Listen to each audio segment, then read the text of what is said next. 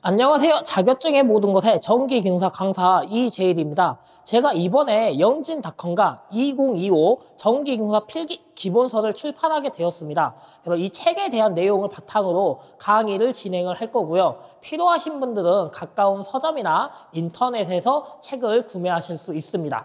오늘은 이 전기 이론의 직류회로에 대해서 한번 살펴보도록 하겠습니다. 섹션 1번을 보시면은 전압과 전류, 전기의 본질에 대해서 볼 건데 전기의 본질에서도 첫 번째로 나오는 거는 이 물질의 구성에 대해서 나옵니다. 이 물질의 구성을 그림을 보시면은 우리가 물질은 분자로 이루어져 있고 분자는 또 온자로 이루어져 있고 온자는 온자, 핵과 전자로 이루어져 있다. 온자핵과 전자로 이루어져 있다. 우리는 일단 전기에서는 이게 중요합니다. 전기에서 보시면은 온자의 구성은 온자는 온자핵과 전자로 이루어져 있습니다. 온자는 온자핵과 전자로 이루어져 있다. 이게 중요한데 여기서 우리가 좀 기억을 해주셔야 될 거는 바로 이 온자핵과 이 온자핵과 전자로 이루어져 있다는데 여기서 온자는 중성 상태를 유지하고 있어라는 것을 기억을 해주셔야 됩니다. 온자는 중성을 유지한다. 온자는 중성 상태를 유지한다를 기억을 해주셔야 되고 온자핵의 구성을 보시면은 온자핵은 양전자와 양전기와 중성자로 구성되어 있다. 전자는 음전자와 음전기로 구성이 되어 있다. 요게 바로 온자입니다. 그래서 온자를 보시면은 온자는 이 그림처럼 이렇게 온자핵이 있습니다. 온자핵에는 뭐가 들어있냐면은 이렇게 양성자들이 들어있고요. 또 여기에 중성자가 이렇게 들어가 있을 겁니다. 이렇게 중성자가 들어가 있고 그 다음에 이 온자핵은 이 전자는 이 온자핵을 이렇게 감싸고 있는 모양으로 나옵니다. 이렇게 감싸고 있는 모양으로 나오고요. 우리가 전자는 마이너스를 이렇게 가지고 있는 이러한 특성을 가지고 있는 게 바로 얘가 뭐다? 온자다라는 겁니다. 바로 이 그림이 온자입니다. 온자. 그래서 온자는 이 온자핵과 전자로 이루어져 있는데 온자핵에는 양성자가 들어가 있고 중성자가 들어가 있어야 되고요.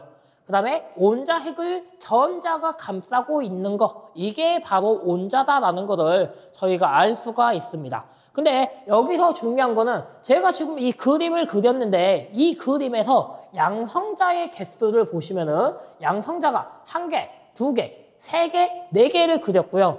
중성자도 보시면은 중성자도 제가 1개, 2개, 3개, 4개를 그렸고 전자도 보시면은 전자도 1개, 2개, 3개, 4개를 그린 걸 알 수가 있어요. 제가 왜 이렇게 그렸냐? 바로 여기에 대한 내용 때문입니다.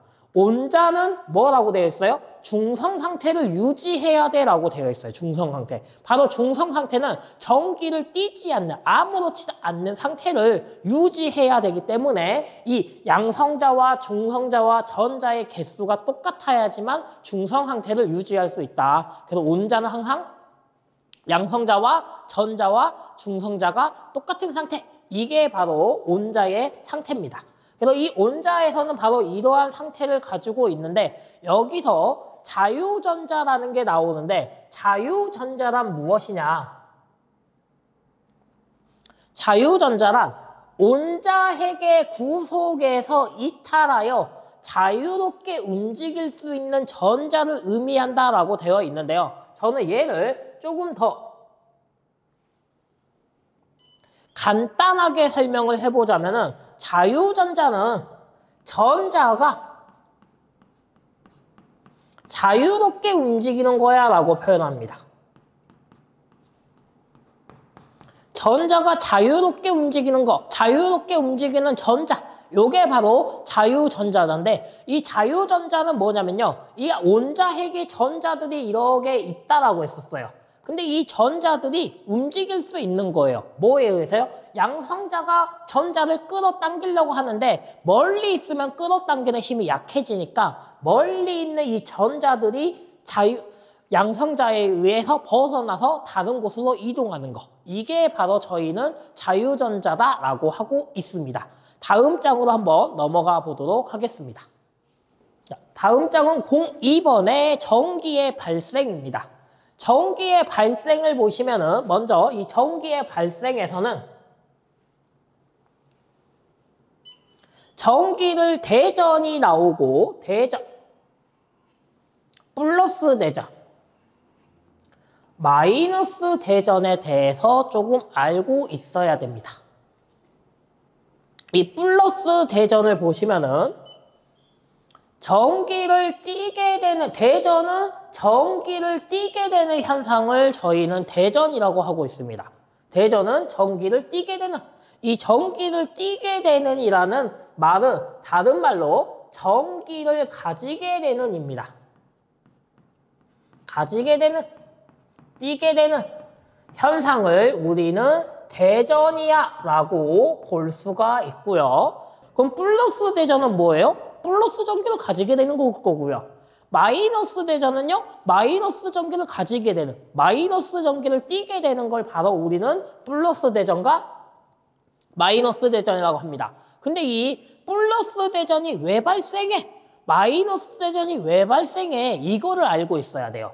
왜? 플러스 대전은 왜 발생하냐? 플러스 대전은 플러스 전기가 띠게 되는 건 당연히 뭐예요? 플러스가 많으니까 플러스가 띠는 거예요. 그래서 그걸 우리말 한글로 바꿔보면 바로 자유전자가 부족하니까 플러스 대전이라는 거예요. 왜? 마이너스는 전자였잖아요. 전자. 그래서 자유전자, 자유롭게 움직이는 마이너스가 부족하니까 플러스 전기를 띠게 되는 거야.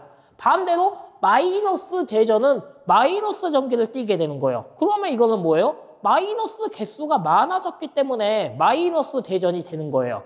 그래서 이 마이너스 대전을 마이너스가 많아지니까 이걸 또 우리나라 말로 표현하면은 자유전자가 과잉이야 라는 거예요. 마이너스 전자. 마이너스는 자유전자니까. 그래서 전자가 많아지는 거. 근데 전자가 움직이는 거는 자유전자니까 그 자유전자가 많아져서 마이너스 전기를 띠게 된다. 이게 바로 마이너스 대전입니다.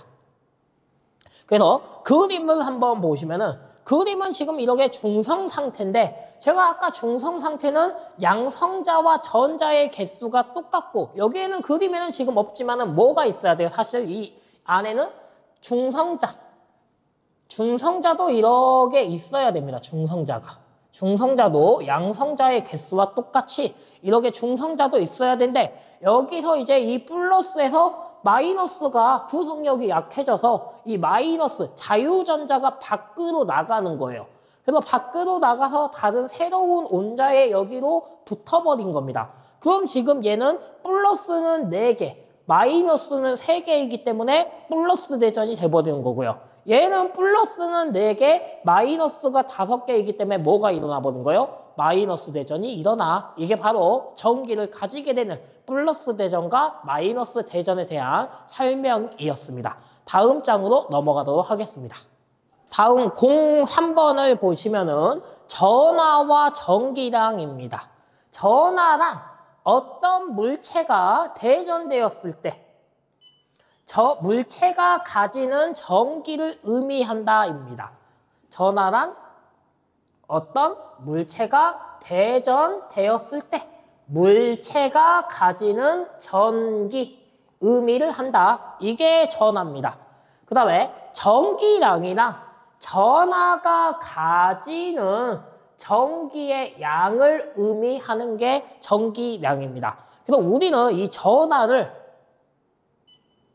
기호로 Q로 표현하고 단위를 C로 씁니다. 그리고 우리는 얘를 클롱이라고 읽고 있습니다. 클롱이야 라고 읽고 있고요. 근데 전기량도 결과적으로는 전하가 가지는 전기의 양이기 때문에 전기량도 기호는 Q로 쓰고 똑같이 단위는 C로 쓴다. 그리고 얘는 우리는 클록이라고 똑같이 읽습니다. 그래서 저는 전하나 전기량이나 결국에는 같은 거야 라고 이야기를 하고 있습니다. 전하란 어떤 물체가 대전되었대. 대전은 플러스 전기냐 마이너스 전기냐 하잖아요. 그게 가지고 있는 걸 그러면 플러스 전하야 마이너스 전하야 라고 설명을 할 수가 있다는 거고요. 걔들이 그러면 어떤 전기 플러스 전기가 가지고 있는 전기의 양은 어떻게 돼? 그게 바로 전기량이야 라고 하기 때문에 결과적으로 전하와 전기량은 같은 거야 라고 저는 설명을 하고 있습니다. 근데 여기서 우리가 뭘 조금 알고 있어야 되냐? 전자의 전기량을 봐주셔야 됩니다. 전자의 전기량을 보시면은 전자의 전기량은 기호는 소문자 2로 표현을 하고 있고요. 얘가 이제 전자의 전기량이라는 겁니다. 그래서 2는 얼마를 갖고 있냐? 1.602 곱하기 10의 마이너스 19승이라는 값을 가지고 있습니다. 근데 아까 전자는 무슨 전기였어요? 마이너스 전기를 가지고 있기 때문에 요 앞에 마이너스가 붙어줘야 됩니다. 마이너스 부호가 붙어줘야 되고, 그럼 양성자의 전기량은요? 자, 양성자의 전기량을 보시면은 양성자의 전기량도 일단은 기호는 전기량이기 때문에 2로 표현을 하고 있고요. 전자의 전기량과 양성자의 전기량이 서로 다르면 될까요? 안 될까요? 예, 맞습니다. 다르면 안 돼요. 그래서 양성자의 전기량도 1.602 곱하기 10의 마이너스 19승을 가지고 있어야 됩니다. 전자의 전기량과 양성자의 전기량은 같아야 돼요. 근데 양성자는 부호가 뭐였어요? 플러스 부호이기 때문에 플러스 1.602 곱하기 10의 마이너스 19승. 전자는 마이너스 1.602 10의 마이너스 19승이야. 요거의 차이가 있다라는 것 정도만 기억을 해주시면 될 것 같아요. 다음으로 넘어가 보도록 하겠습니다. 자, 다음은 이제 전류에 대해서 보도록 하겠습니다. 먼저 전류에 대해서 봐보시면은 전류란 전하의 이동, 전기의 흐름을 의미한다라는 거, 요거를 기억하면 됩니다. 한마디로 전류란 뭐냐? 전기가 흐르는 거. 요게 바로 전기가 흐르는 거. 이게 바로 전류라는 거예요. 근데 아까 전기는 뭐였어요? 대전된 물체가 가지는 전기. 그거를 전하라 했잖아요. 결국에는 전하가 흐르는 거야. 이게 바로 전류가 된다는 겁니다. 그래서 전류는 어떻게 구하냐? 전류 I를 구해야 되는데, 자, 전류 I는요, 결국에는 뭐였어요? 전기가 흐르는 거. 근데 그 전기는 뭐라고요? Q였다. 그러면 이 전하가 흘러야 되는데, 전하가 흐르는데, 이동한 거리로 표현할 수도 있지만 우리는 여기서 이동한 시간으로 표현하고 있어요. 그래서 전류는 전하가 이동하는데 걸린 시간 있다가 전하 Q를 해주면은 T분의 Q를 해주면은 전류가 나올 수 있다라는 것을 알 수 있습니다. 그래서 전류의 단위는 어떻게 되냐? A라고 적고요. 우리는 얘를 암페어다라고 읽고 있다라는 것을 알 수 있습니다. 암페어야 라고 읽을 거고요. 그 다음에 여기서 전하, 전기량. 얘는 전하일 수도 있고 전기량일 수도 있죠. 전하, 전기량, C, 클롱이고, 시간은요, 단위가 세크, 초로 나온다라는 거, 요게 제일 중요합니다.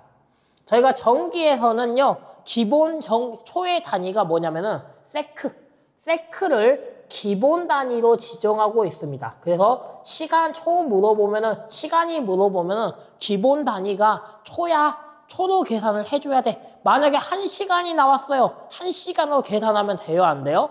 안 되고 그거를 초로 바꿔서 계산해야 된다. 근데 문제 자체에서 아예 1시간으로 해줘 라고 하면은 당연히 계산을 1시간으로 해야지만은 단위가 자체가 시간을 물어보는 게 아니고 초로 물어봤다라고 하면은 무조건 우리는 초를 기준으로 다 시간을 초로 바꿔야 된다라는 거를 기본적으로 기억해 주시고 있어야 됩니다. 그래서 이 i는 t분의 q다. 여기서의 시간은 다 뭐로 바꿔주셔야 돼요? 초로 바꿔서 계산을 해야 돼라는 걸 기억하시고 다음으로 넘어가 보도록 하겠습니다. 다음은 전압에 대해서 볼 겁니다. 근데 우리는 이 전압과 전위에서 제가 이 표를 보시면은 구분을 해놨어요. 구분은 우리가 전위, 전압 요렇게 있고요. 전류까지도 넣어놨습니다.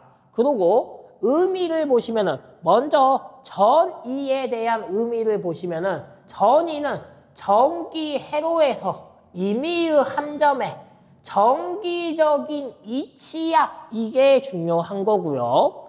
전압은요. 정기적인 에너지의 차이, 정기적인 압력의 차, 두 점 사이의 전위의 차이 이거는 전위 차라고 해라는 겁니다.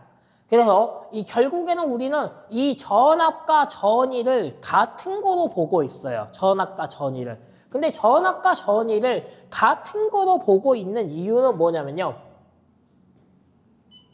제가 이렇게 땅에서부터 이렇게 여기까지 전기가 하나 나왔다라고 가정을 해보겠습니다. 여기는 전기를 V온이라고 가정을 해볼게요. 그리고 두 번째 전기는요. 제가 여기서부터 요 정도의 전기로 제가 V2의 전기가 나왔다라고 가정을 해보겠습니다. 그럼 지금 V온과 V2라는 전기가 나왔어요. 이걸 보고 뭐라는 거예요?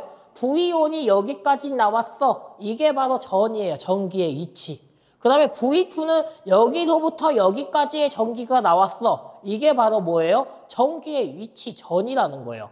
그러면은 이제 전압과 전위 차는 뭐냐? 전압은 바로 이 V온이라는 이치, 여기에 이치에 있는 V온을 이 V2의 이치로 옮기고 싶은 거예요. 그러면 얘를 옮기고 싶으면 뭐 해야 돼요? 압력을 줘갖고 누르던가 해야겠죠. 그래서 얘를 압력을 눌러갖고 뭐 하는 거예요? 이 이치만큼 얘를 여기서 이렇게 이동을 시켜야 되는 거예요. 이 이치만큼 내려오게끔. 그게 바로 뭐예요? 압력 눌러갖고 내려오게 만들었어. 이게 바로 전압이고요. 또는 이 이치와 이 이치의 지금 바로 차이죠. 차이. 얼마만큼 차이예요? 그만큼 줄어들 거 아니에요. 그걸 바로 뭐라 할 수 있어요? 전위 차라고도 할 수 있어 라는 거예요. 그래서 전압과 전위 차라는 결국에는 같은 거구나 라는 거를 우리가 알 수가 있고요. 그 다음에 전류는 항상 어디서 어디로 흐른다고 돼 있어요? 전류는 높은 전위에서 높은 전기에서 낮은 전기로 흘러야 돼 라는 거를 기억을 하고 있으면 되고요. 그러면 자 우리 여기서 전압을 구하는 공식을 보도록 하겠습니다. 전압 V는 자 아까 제가 그랬어요. 이 V온이라는 전위를 어떻게 해요? 이 V2라는 이치까지로 내려야 된대요. 그러면 내리려면 결국에는 어떻게 해야 돼요? 전기를 눌러야 된다 했잖아요. 전기를. 그러면 전기, 전압, Q를 눌러야 된대요. 누르는데 뭐가 들어가요? 또는 이동시키는데 뭐가 들어가요? 만약에 전기가 여기 있으면 전기를 이렇게 끌어당겨 와야 되는 힘, 에너지가 들어가겠죠. 그래서 이 에너지 W가 들어가야 돼. 에너지는 다른 말로 일이라고 할 수도 있습니다. 일. 뭔가의 일을 해. 그래서 에너지, 일. 그래서 에너지의 단위는 줄이 되고요. 전기량의 단위는 클롱이 된다. 근데 우리는 이 전압의 단위는 뭐로 나오냐? 전압은 V, 볼트라고 읽고 있습니다. 자, 그 다음에 여기서 제가 전압은 볼트인데 이 볼트와 같은 거 뭐예요?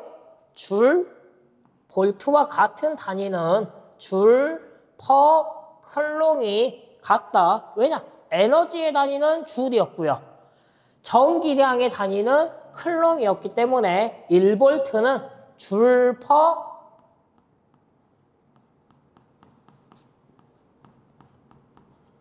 클롱하고도 같을 수 있다라는 것을 기억해 주시고 전압까지 하고 다음으로 넘어가 보도록 하겠습니다. 자, 다음은 저항입니다. 저항의 뜻부터 한번 살펴보시면요.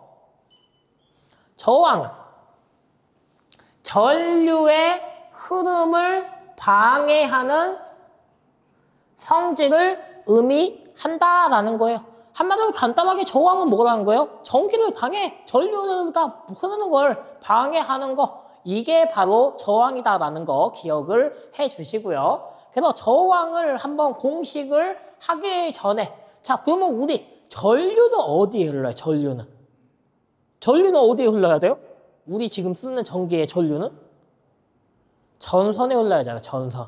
근데 그 전선이 어떻게 생겼어요? 전선은 피복에서 감싸고 있어요. 피복이. 구리를. 근데 그 구리가 어떻게 생겼냐? 실제로 구리를 보시면은 요렇게 직경이 씨 이렇게 이제 생긴 거죠. 그러면 이 구리에 뭐가 흐른다라는 거예요? 전류가 흘러야 된다는 거예요. 전류가. 이 구리에 이렇게 전류가 흘러야지 전기가 흐르는 거예요. 근데 마찬가지로 이 전류가 이 구리에 흐르는데 저항이라는 건 뭐라는 거예요? 이 전류가 이 전선에 흐르는 걸 방해하는 거, 이게 바로 저항이다라는 거예요. 근데 이 저항은 그러면 우리 전류가 이 전선에 흐르기 때문에 이 저항의 공식은 그럼 어떻게 되냐? 저항은 레지스턴스 R로 표현을 하고 있고요. 단위는 옴이라고 표현을 하고 있습니다.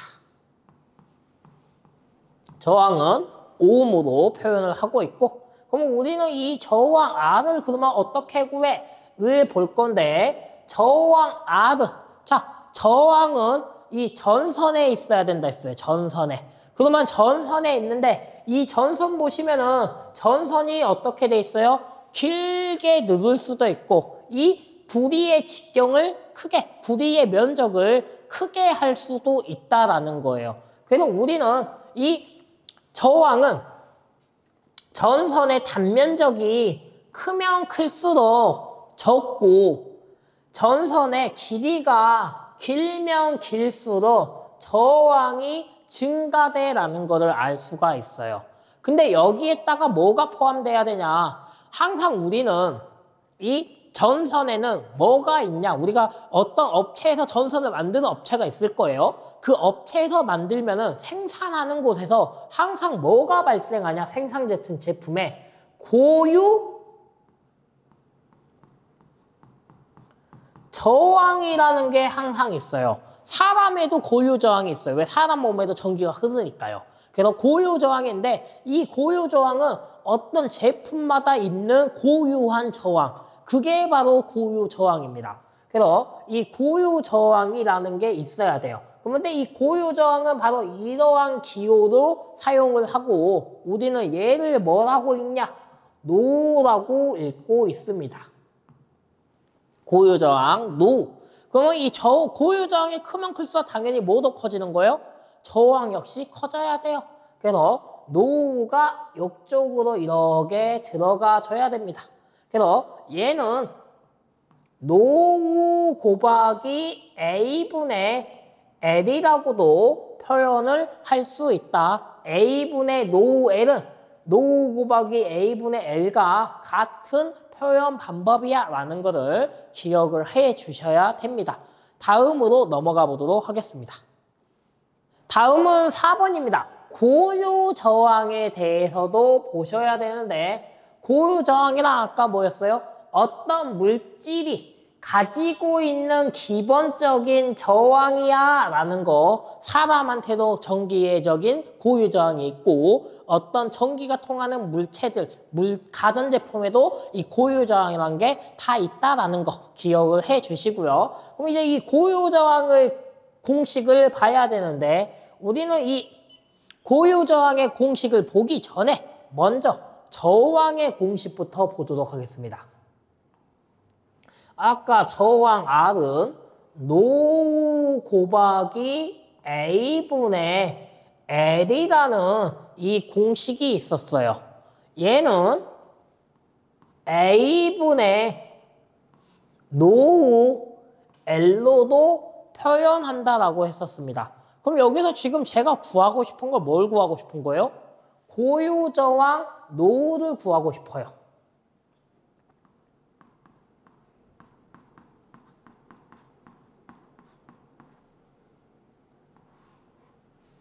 고유 저항 이 노후라는 거를 구하고 싶다라는 거예요. 고유 저항 노후. 그럼 이 고유 저항 노후를 구하기 위해서는 어떻게 해야 되면 돼요? 바로 이 노후와 저항의 자리를,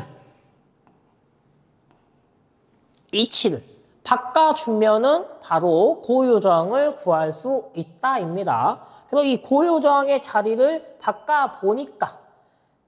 바꾸니까 고유 저항 노후는 L분의 저항 R에다가 단면적 A를 곱해주는 거와 똑같다라는 거를 알 수가 있습니다. 그래서 이 고유 저항의 단위 역시 봐야 되는데, 고유 저항의 단위를 보려면은 먼저 저항이에요. 저항의 단위는 얼마였어요? 옴이었습니다. 자, 그 다음에 면적의 단위는 뭐였어요? 제곱미터였어요.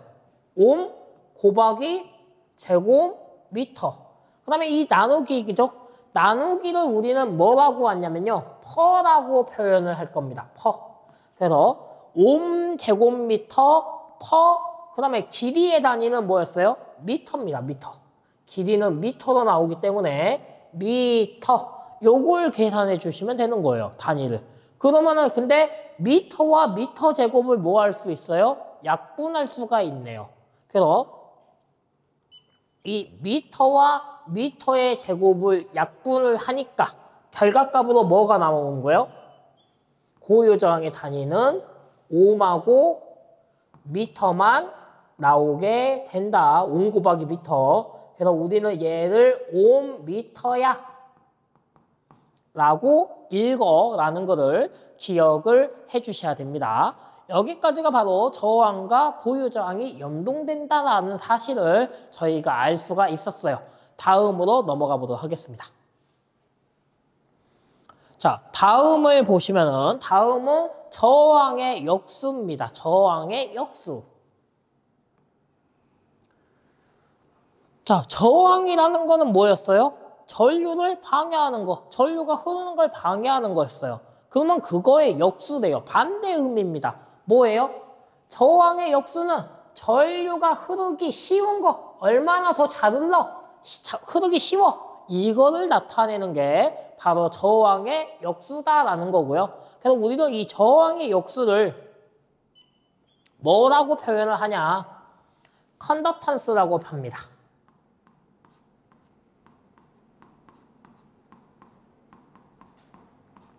저항의 역수를 컨덕턴스 G라고, 기호로는 G라고 표현을 하고 있습니다. 그리고 단위는, 저항의 단위는 옴이었잖아요. 그거의 역수기 때문에 저항을 거꾸로 뒤집은다라고 합니다. 저항을 이렇게 거꾸로 한번 뒤집어보자. 아예 뒤집어 보니까 이러한 모양으로 바뀌죠. 뒤집으니까. 그래서 뒤집어 보니까 이러한 모양이 나오고 우리는 얘를 모야라고 읽고 있습니다. 저항의 역수의 단위는 모야라고 읽고 있다는 거 기억을 해 주시고요. 그래서 컨덕턴스 G는 그러면 어떻게 구할 수 있냐? 컨덕턴스 G, 저항의 역수 G는 어떻게 구하냐? 저항의 역수기 때문에 저항분의 1을 해주시면은 컨덕턴스 G를 구할 수 있어 라는 거 하나 기억을 해주셔야 되고요. 그럼 반대로 컨덕턴스 G는 저항분의 1이래요. R분의 1. 그럼 반대로 저항 R은 어떻게 구할 수 있을까요? 이 공식 G는 R분의 1을 통해서 G는 R분의 1이야. 컨덕턴스는 R분의 1이야는 알고 그러면 여기서 저항 R은 어떻게 구해요? 저항 R은 R하고 G를 자리 바꾸기, 이치 바꾸기를 해주니까 G분의 1이야 라는 거를 알 수가 있다 라는 거 여기까지가 바로 저항의 역수, 컨덕턴스에 대한 내용이었습니다. 다음으로 넘어가 보도록 하겠습니다. 자, 다음을 보시면은 이번에는 고유 저항의 역수야입니다. 마찬가지로 고유 저항은 뭐였어요? 물체가 만들어질 때부터 그 물체가 가지는 고유한 저항, 요걸 우리가 고유 저항이라고 했어요. 그러면은 당연히 이 고유 저항의 역수라는 거는 뭐예요? 어떤 물체가 태어날 때부터 전기가 얼마나 잘 흘러? 이게 바로 고유 저항의 역수입니다. 그래서 우리는 어떤 물체가 전기가 태어날 때부터 얼마나 잘 흘러? 그걸 뭐라고 하냐면은 도전율이라고 합니다. 도전율, 어떤 물체, 전기가 통하는 물체를 우리가 뭐라고 하나요? 도체라고 합니다. 그래서 도체의 전기가 얼마나 잘 흘러? 도전율. 반대로 전기가 도체에 얼마나 잘 흘러? 전도율. 그래서 도전율, 전도율 같은 의미다라고 생각을 해주시면 됩니다. 그래서 도전율은 전기가 도체에 흐르기 쉬운 정도, 도체에 전기가 흐르기 쉬운 정도, 전기가 도체에 흐르기 쉬운 거 전도율, 도체에 전기가 흐르기 쉬운 거 도전율. 그래서 전도율과 도전율 같은 의미야 라는 거를 알 수가 있고요.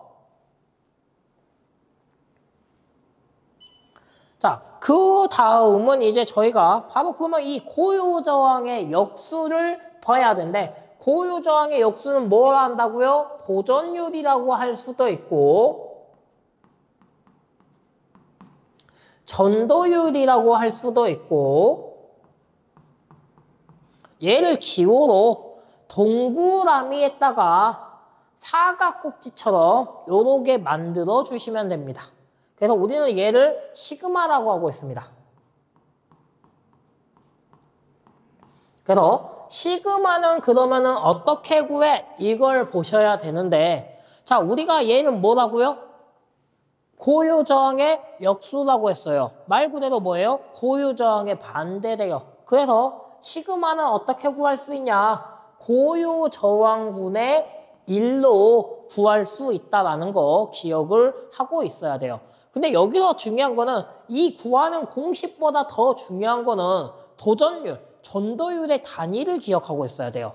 도전율, 전도율의 단위를 잘 기억을 해주셔야 되는데 이 단위가 기억이 안 나. 그럼 우리 일단 고유 저항의 단위 한번 적어볼게요. 고유 저항 노. 자, 고유 저항 노의 단위는 뭐였어요? 옴 미터였습니다. 자, 역수기 때문에 뭐 하라는 거예요? 뒤집어라 했어요. 저항을 뒤집으니까 뭐가 돼요? 모호가 돼요. 저항의 반대, 모호. 곱하기의 반대는 뭐가 돼요? 나누기가 되는 겁니다. 미터, 길이의 반대는 그냥 길이 없기 때문에 미터는 그냥 미터로 쓸 겁니다. 그래서 얘는 뭐가 돼요? 모어 퍼 미터야 라는 거를 기억을 해 주셔야 됩니다. 이게 바로 전도율, 고유 저항의 역수, 전도율, 도전율에 대해서 저희가 설명을 해 보았습니다. 다음으로 넘어가 보도록 하겠습니다.